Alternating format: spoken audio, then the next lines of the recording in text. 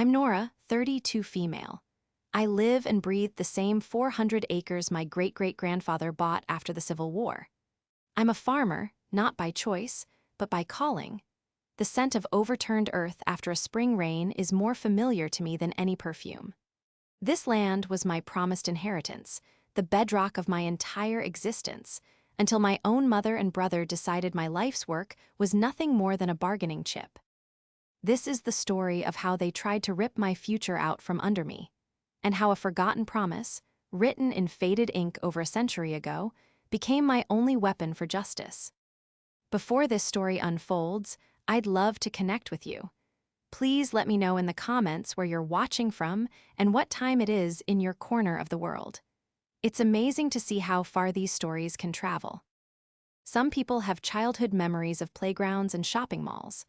My memories are painted in broader strokes: the golden seas of wheat in late July, the sharp, sweet smell of hay curring in the barn, and the low rumble of my father's tractor cutting through the morning mist. Mayhew Farms wasn't just a place we lived. It was the central character in our family's story, and my dad, Robert Mayhew, was its most devoted steward. From the time I could walk, I was his shadow. While my younger brother, Leo, was more interested in video games and the shiny allure of city life he saw on television, I was fascinated by the rhythm of the land. I learned to read the sky for rain, to test the soil's pH with a simple kit, and to know by the feel of the grain if it was ready for harvest. Dad taught me everything.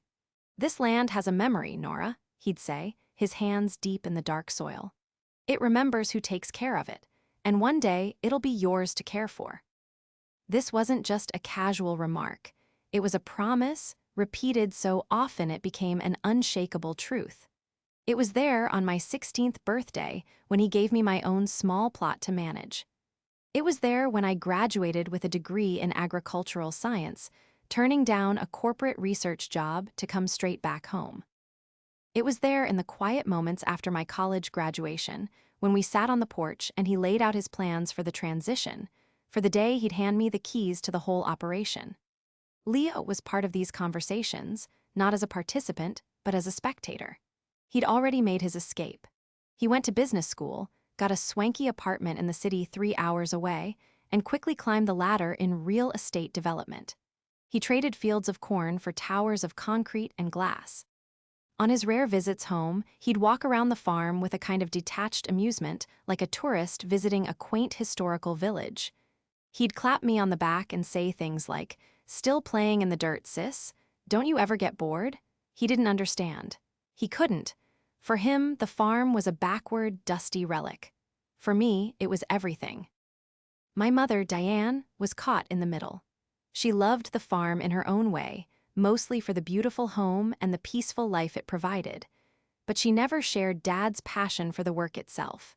She supported his decision to pass it to me, but I always sensed a different kind of pride in her voice when she talked about Leo. He was the one who made it in the world outside our small town. His success was measurable in dollars and square footage, while mine was measured in bushels per acre and the health of our herd, metrics that didn't translate as well at her bridge club meetings. Still, as long as Dad was alive, the succession plan was ironclad. We even had a meeting with the family lawyer, Mark Jennings, a few years before Dad got sick. The plan was clear. Upon his passing, Mom would get the house and a comfortable living stipend, and the farm's ownership and operations would transfer to me. Leo would inherit a separate investment portfolio Dad had set up for him, ensuring he was treated fairly. It was all settled. Then the cancer came, swift and merciless. Dad fought hard, but a year later he was gone. The grief was a physical weight, a constant ache in my chest. The farm became my sanctuary and my therapy. Pouring myself into the work was the only way I could feel close to him.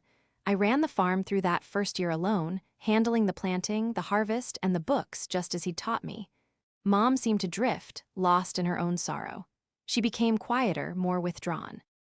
Leo's visits became a little more frequent, but they were short and felt different. He started talking to Mom in hushed tones, taking her for long drives from which she'd return looking stressed and conflicted. I tried to ask her what was wrong, but she'd just wave a hand and say, "Nothing, dear, just family business." I had a knot in my stomach that I couldn't explain. I told myself it was just grief making me paranoid.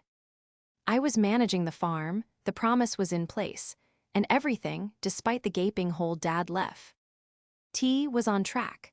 The farm was thriving under my care. I had secured a new contract with an organic grocery chain, and our profits were up 15%. I was proving that I was worthy of his trust, of his legacy. I thought that would be enough. I thought my sweat and my success would be undeniable.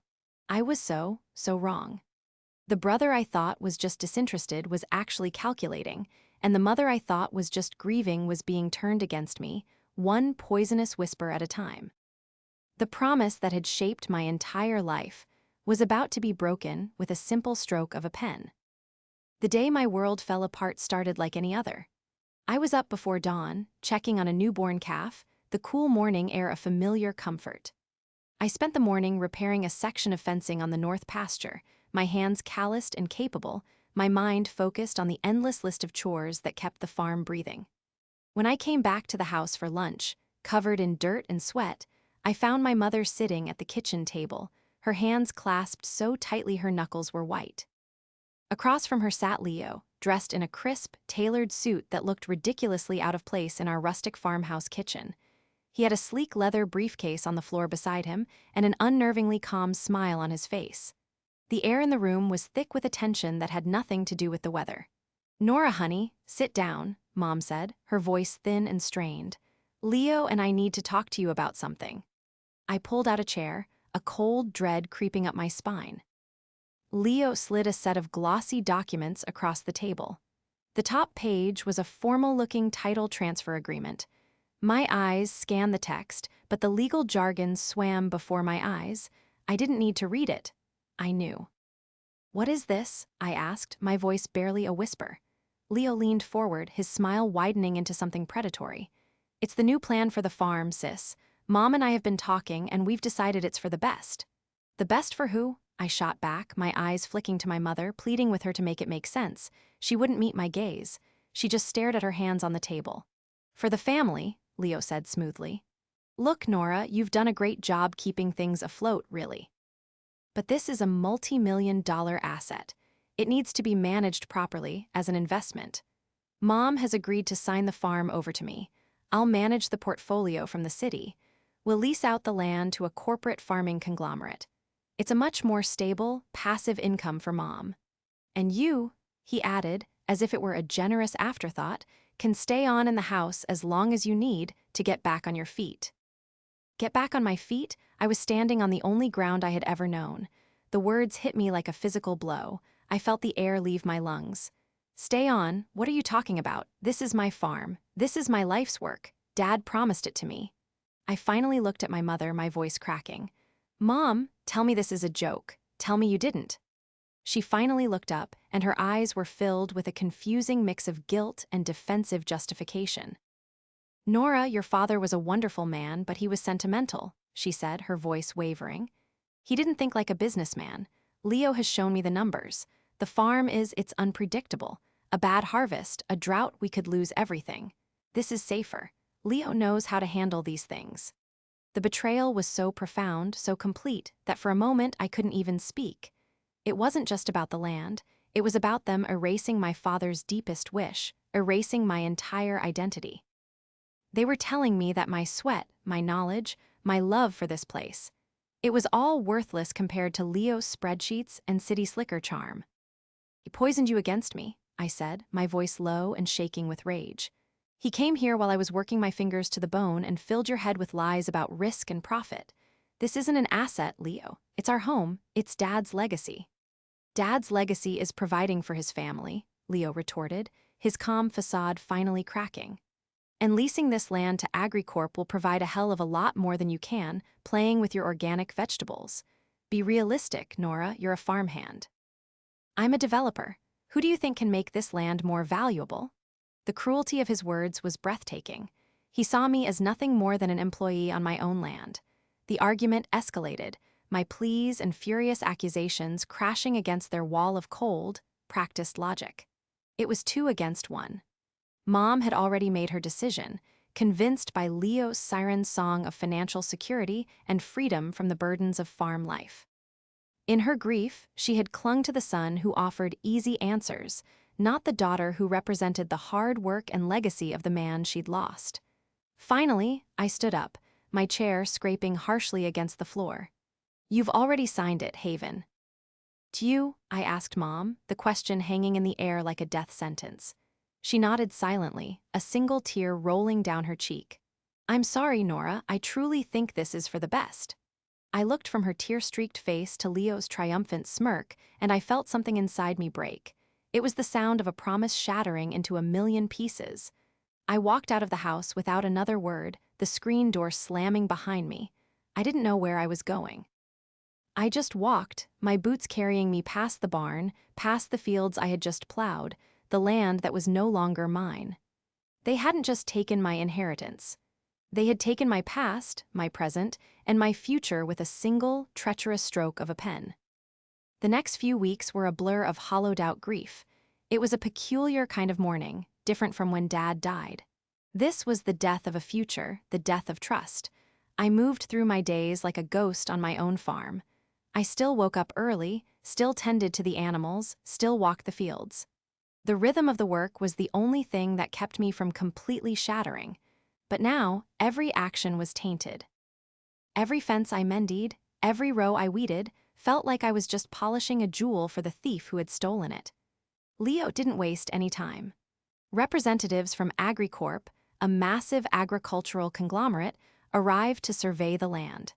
They were men in clean boots and polo shirts, carrying clipboards and making notes about soil composition and irrigation infrastructure, my infrastructure. They spoke of maximizing yields and efficiency, their words clinical and detached, stripping the soul from the land my family had nurtured for over a century. My mother tried to talk to me, to explain, but her words were empty platitudes. "It will be for the best, you'll see," she'd say. "You'll be free from all this responsibility." She couldn't understand that the responsibility was what gave my life meaning. My relationship with Leo was, of course, non-existent. He called once, his tone oozing false concern. He asked if I had started looking for a new job yet, perhaps something in agricultural management in a nearby town. The condescension was so thick I could have choked on it. I told him never to call me again and hung up. I was trapped. Mark Jennings, our family lawyer, confirmed the legality of the transfer. Since Mom had inherited the property from Dad, she was within her rights to sign it over to her son. The promises Dad made to me were moral and emotional, but not, it seemed, legally binding. Despair was a heavy cloak. One rainy afternoon, unable to work outside, I found myself in Dad's old office. It was the one room Mom hadn't touched, still filled with his books, his maps, and the faint, lingering scent of his pipe tobacco. I wasn't looking for anything in particular. I just wanted to be in his space, to feel some connection to the man who would have been as horrified by this betrayal as I was. I ran my fingers over the spines of his well-worn books on crop rotation and soil science. In the corner stood his old metal safe, a heavy, dark green box where he kept all the farm's most important documents. I knew the combination by heart. He'd taught it to me when I was 16. On a whim, I knelt and spun the dial. The heavy door clicked open with a familiar thud. Inside were old tax records, equipment warranties, and a thick, canvas-bound ledger. Beneath it all was a long, yellowed envelope sealed with wax. The handwriting on the front was an elegant, looping script I didn't recognize. It simply said, "Mayhew Farms Deed of Title 1885. This wasn't the modern deed filed with the county, the one Mark Jennings had reviewed. This was the original, the first one, my great-great-grandfather's. My heart gave a strange little flutter. I carefully broke the brittle seal and slid the document out. It was a single, large piece of parchment, tough and fibrous, covered in the dense, ornate calligraphy of the late 19th century. Most of it was standard legal language, describing the property lines with references to ancient oak trees and stone walls that still stood today. I read through the dense paragraphs, my finger tracing the faded brown ink. It felt like holding a piece of history, a direct link to the man who had first poured his own blood and sweat into this soil. And then I saw it.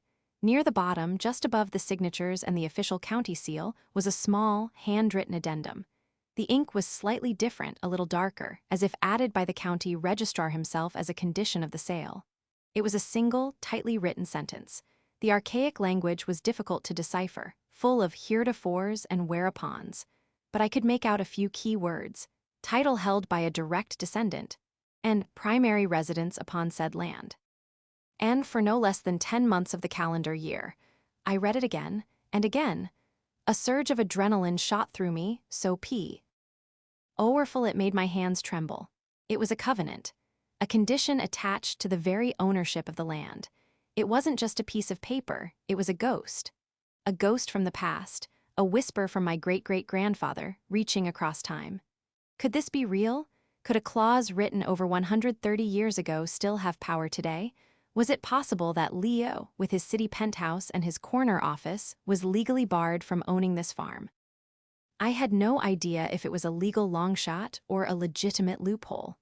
It could be nothing, an archaic relic long since nullified by modern property laws. But as I sat there on the floor of my father's office, clutching that ancient piece of parchment, it was more than nothing. It was a glimmer of hope. It was a weapon, and I was going to find out exactly how to use it. The old deed felt like a sacred object in my hands. The next morning, I carefully placed it in a protective folder and drove into town. My first stop wasn't the lawyer's office. It was a small, unassuming house on the edge of the historic district, where Evelyn Reed lived. Evelyn, at 78, was a town institution. She had worked at the county land registrar's office for 50 years, starting as a clerk and retiring as the head registrar. If anyone knew the secrets buried in the county's archives, it was her. She was a friend of my father's, and she had always been kind to me.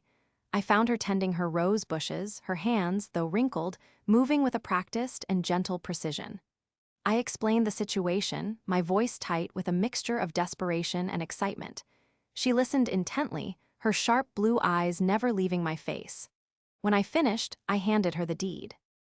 She took it to her sun-drenched kitchen table and spread it out under the light, putting on a pair of reading glasses that magnified her already perceptive gaze. She was silent for a long time, her finger tracing the handwritten clause. A slow smile spread across her face. "Oh my," she said softly. "I remember hearing stories about these old covenants.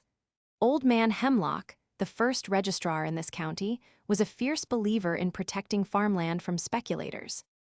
He'd sometimes add these residency clauses into the original deeds for family homesteads. He believed the land belonged to those who worked it." My heart leaped. So it's real, it could be valid. Real, absolutely. Valid, that's the million-dollar question, dear, she said, tapping the parchment. Laws change. Covenants can expire or be superseded. But this one? It's written into the very DNA of the property's title. It's not an attachment, it's a condition of ownership. To find out if it holds up, we need to go digging. The next few days were an education in history and law. Evelyn and I spent hours at the county records office, a place that smelled of old paper and dust. With her expert guidance, we navigated the labyrinthine system of ledgers, deed books, and property tax rolls.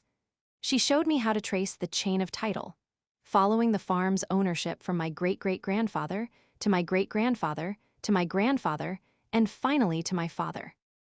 At each transfer, the deed simply referenced the original filing from 1885, meaning the conditions of that first document were carried forward with each new owner. There was no record of the residency covenant ever being legally challenged or removed. It had simply been forgotten, a silent passenger on the journey of the deed through time. "Your brother's city lawyer will argue it's an unreasonable restraint on alienation," Evelyn explained as we pored over a dusty book of county statutes from the 1920s. "That means it unfairly restricts who the property can be sold or transferred to, and in many cases the courts would agree." "So it's a dead end?" I asked, my hope beginning to falter. "Not necessarily," she said, a determined glint in her eye. "These agricultural preservation covenants are a special class. The courts in this state have on occasion upheld them, especially when the intent was so clearly to keep a family farm in the hands of farmers. We just need to find the precedent." That was the key. We needed to find a past court case where a similar, ancient clause had been enforced. It was a monumental task, like searching for a single needle in a 100-year-old haystack. While Evelyn dug through the historical archives, I knew I needed legal muscle. I went to see Mark Jennings. I laid the original deed on his polished mahogany desk. He had the same skeptical reaction I'd anticipated. He was a good, practical lawyer, but he dealt in the present, in modern contracts and clear-cut statutes. "Nora, it's a fascinating piece of history," he said gently after examining the clause. "But I have to be honest with you. Getting a court to enforce a handwritten note from 1885 against a perfectly legal, modern title transfer is the longest of long shots. Your brother's lawyers will tear this apart." Evelyn read th. "Inks it might hold up," I countered. Mark's eyebrows shot up. Everyone in town respected Evelyn's knowledge. "Well, if Evelyn is involved, that changes things slightly. But we need more than folklore, Nora. We need a legal precedent." I told him about our search, about the chain of title. I could see a flicker of professional curiosity ignite in his eyes, the challenge of a complex puzzle overriding his initial skepticism. He agreed to start looking from his end, searching the state's legal databases for relevant case law. For the next week, we were a 3-person team fighting a war on 2 fronts. Evelyn and I continued our dusty work in the archives, while Mark waded through digital legal records. The breakthrough came from Evelyn. She found it. Tucked away in the minutes of a county board meeting from 1953 was a reference to a property dispute over the old Miller farm, which bordered ours to the south. The notes mentioned a lawsuit, Miller v. Harrison, and referenced a homestead covenant. Mark took that case number and found the full court records in the state archive. It was perfect. In 1953, a Miller descendant had tried to sell his family farm to a developer from Chicago. His cousin sued, citing an 1888 residency clause almost identical to ours, and he had won.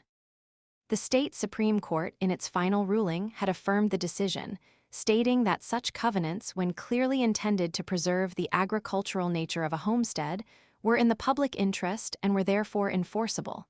It was the precedent. It was the smoking gun. Mark called me, his voice electric with an excitement I had never heard from him before.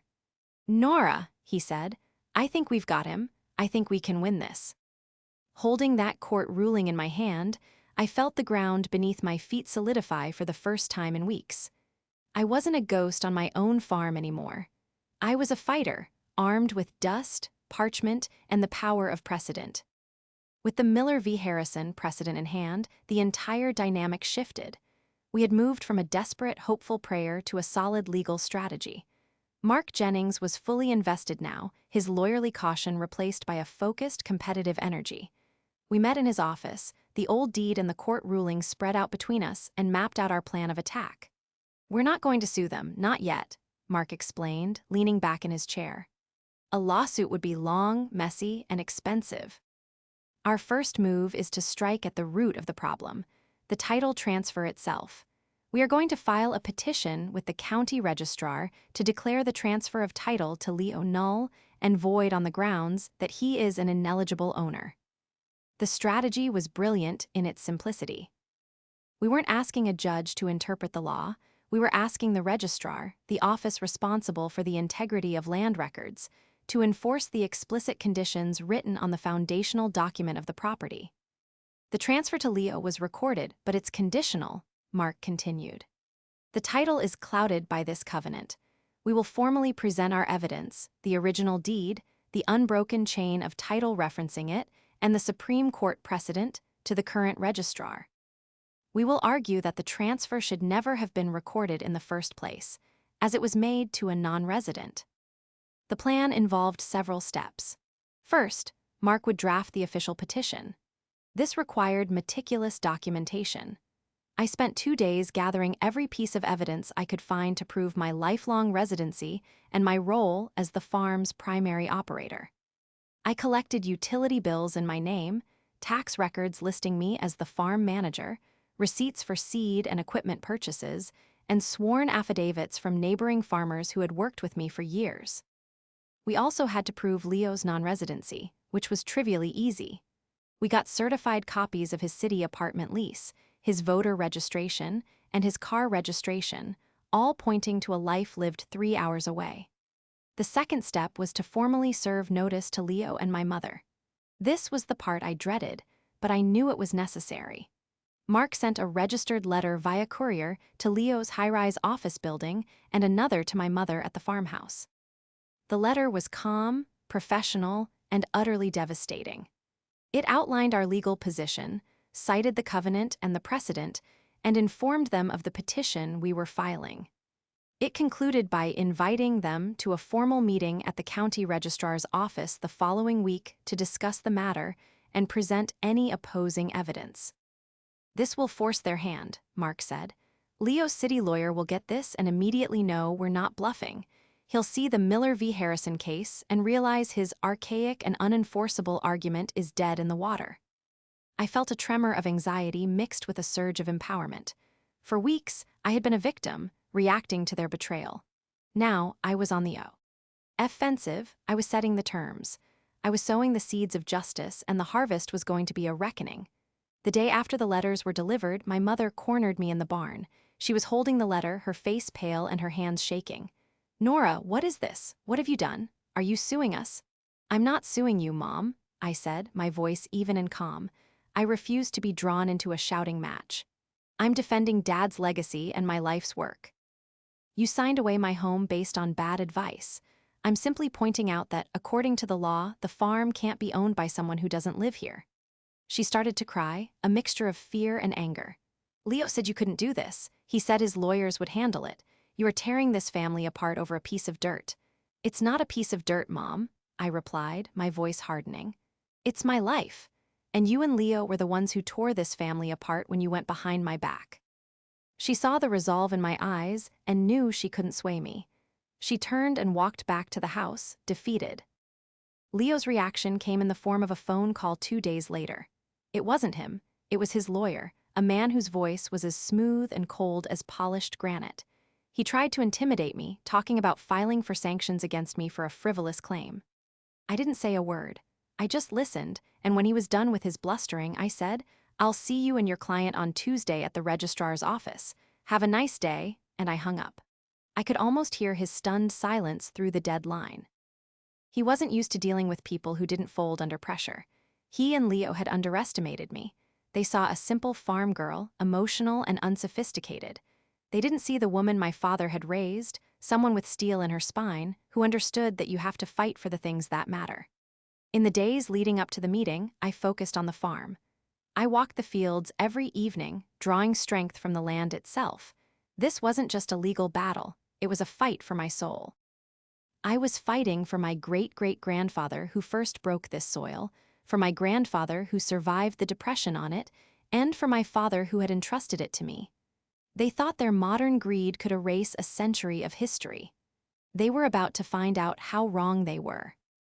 The county registrar's office was a sterile, impersonal place, all beige walls and fluorescent lighting, a stark contrast to the living, breathing world of the farm. The meeting was held in a small, windowless conference room. I arrived with Mark Jennings and Evelyn Reed, who had insisted on coming as an expert historical witness. I felt a quiet strength with them by my side. We were a team united by a belief in justice and history. A few minutes later, Leo and my mother arrived. Leo strode in with a confident swagger, accompanied by his slick city lawyer, Mr. Davenport, who carried a briefcase that probably cost more than my first tractor. My mother trailed behind them, looking small and lost. She wouldn't look at me, keeping her eyes fixed on the floor. The current county registrar, a no-nonsense woman named Ms. Albright, presided over the meeting. She laid out the ground rules. Each side would present its position and supporting documents, and she would make a preliminary determination on the validity of the title transfer. Mr. Davenport began, his voice dripping with condescending authority. He dismissed the residency clause as an anachronistic curiosity, a quaint but legally irrelevant relic that was superseded by modern property law. He argued that enforcing it would be an unreasonable restriction on my mother's right to dispose of her property as she saw fit. He spoke for 10 minutes, filling the air with legal jargon and dismissive hand gestures, painting me as a disgruntled child throwing a tantrum because she didn't get her way. He treated the covenant as if it were a doodle in the margins of the deed. When he finished, he sat back with a smug look, as if the matter were already settled. Then it was Mark's turn. He stood up, not with aggression, but with a calm, deliberate confidence. "Ms. Albright," he began, "Mr. Davenport is correct that the law has evolved. However, he is incorrect in his assertion that all old covenants are irrelevant. The law, in its wisdom, often makes exceptions for covenants designed to protect and preserve agricultural land and family homesteads. This is not a mere doodle. It is a condition of ownership, woven into the fabric of this property's title from its very inception." Mark then calmly presented the evidence. He laid out the original deed, pointing to the clause. He produced the certified chain of title, showing the covenant had been carried forward for over 130 years without being contested. And then he played our trump card. "This is not just our interpretation," he said, sliding a copy of the Miller v. Harrison S. Tate Supreme Court ruling across the table to Ms. Albright. "This is the interpretation of the highest court in our state. In a case involving a nearly identical clause on a neighboring property, the court ruled that such a residency covenant is, and I quote, a valid and enforceable condition intended to preserve the agricultural heritage of the community." As Ms. Albright read the ruling, I watched the color drain from Mr. Davenport's face. His smugness evaporated, replaced by a flicker of panic. He had clearly never seen this precedent. He had assumed this would be an easy win, and his lack of deep, local research was now showing. He began to stammer, trying to argue that the circumstances were different, but his arguments were weak and unconvincing. Mark then called on Evelyn Reed. She spoke with the quiet authority of someone who had dedicated her life to these very records. She explained the historical context of the covenants, the county's long-standing tradition of protecting its farmland, and confirmed that, in her 50 years of experience, a foundational covenant that had never been legally removed was considered an active encumbrance on a title. The final piece of the puzzle was the proof of residency. Mark presented the stacks of documents proving I lived and worked on the farm, followed by the undeniable evidence that Leo lived and worked over 150 miles away. The case was airtight. Leo, who had been silent until now, finally exploded. "This is ridiculous," he shouted, pointing a finger at me. "She's just bitter. You're going to let some dusty old piece of paper from the 1800s dictate what my mother does with her own property." Ms. Albright looked at him over the top of her glasses, her expression unimpressed. "Mr. Mayhew, that dusty old piece of paper is the legal foundation of your family's claim to that land. It is not something to be taken lightly." She turned to my mother. "Mrs. Mayhew," she said, her voice softening slightly. "Were you aware of this residency condition when you signed the title over to your son?" My mother looked from me to Leo, her face a mask of confusion and distress. "No," she whispered. "Leo told me. He told me it was just a simple transfer, that it was the best way to manage the finances." In that moment, the entire betrayal was laid bare in the sterile confines of that room. Leo hadn't just misled her about me, he had withheld crucial legal information. He had manipulated her grief and her financial fears to seize an asset he was not legally entitled to own. The fight went out of him. He slumped in his chair as his lawyer shuffled his papers, clearly out of moves. Ms. Albright looked at all of us and delivered her preliminary finding. "Based on the documents presented today," she said, her voice firm and official, "specifically the original deed's covenant and the precedent set by Miller v. Harrison, it is the preliminary determination of this office that the transfer of title to Mr. Leo Mayhew is invalid, as he does not meet the residency requirements stipulated in the deed. I will be issuing a formal notice to void the transfer, pending any official court order to the contrary." The room was silent. I felt a wave of relief so profound it almost buckled my knees. Mark gave my arm a reassuring squeeze. The reckoning had come. Justice, born from faded ink and forgotten history, had been served. The aftermath of the meeting was as swift as it was decisive. Ms. Albright's official notice to void the title transfer was issued within 48 hours.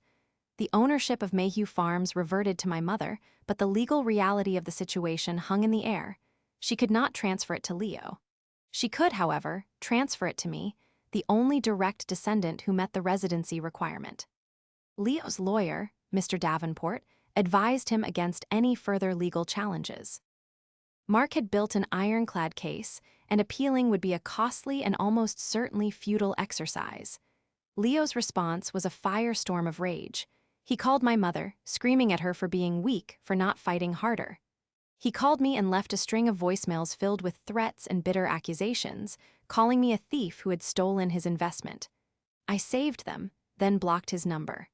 The brother I had once known, the boy I had grown up with, was gone. In his place was a stranger, a man whose greed had consumed him entirely. I knew I would likely never speak to him again, and while that brought a pang of sadness for the family that once was, it was overshadowed by a profound sense of peace. He had made his choice. The most complicated part was my mother. She returned to the farmhouse that evening, her face etched with shame and remorse. We sat at the kitchen table, the same table where my world had been shattered weeks before, and for the first time, she truly talked to me. She confessed how lost and scared she had been after Dad died, how Leo had preyed on those fears, convincing her that my practical, hands-on approach was foolish sentimentality and that his financial wizardry was their only path to security. He made it sound so simple, so smart, she cried, her voice thick with regret. He said you were stuck in the past, that you'd run the farm into the ground. I was so afraid of losing everything, I didn't let myself see that I was losing you instead. Can you ever forgive me, Nora? Forgiveness wasn't a simple thing. The wound was deep, and the scar would remain. But looking at my mother, seeing her genuine heartbreak and the way Leo had so cruelly used her, my anger began to soften. It's going to take time, Mom, I said honestly. But you're my mother. We'll find a way. The next week, she and I went to Mark Jennings's office together. With no fanfare, no arguments, she signed the new title transfer, legally deeding Mayhew Farms to me, its rightful heir. The document felt heavy in my hands, not with burden, but with the weight of history and the promise of a future. Life on the farm began to find its new rhythm. My mother and I started the slow, difficult process of rebuilding our trust. She started taking an interest in the farm, asking me questions about the crops, helping with the bookkeeping, seeing the value in my work not through a spreadsheet, but through the tangible results of a healthy, thriving operation.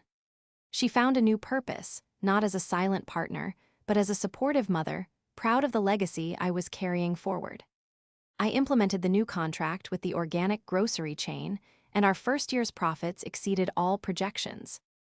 I invested back into the farm, buying a new, more efficient tiller and upgrading the barn's irrigation system.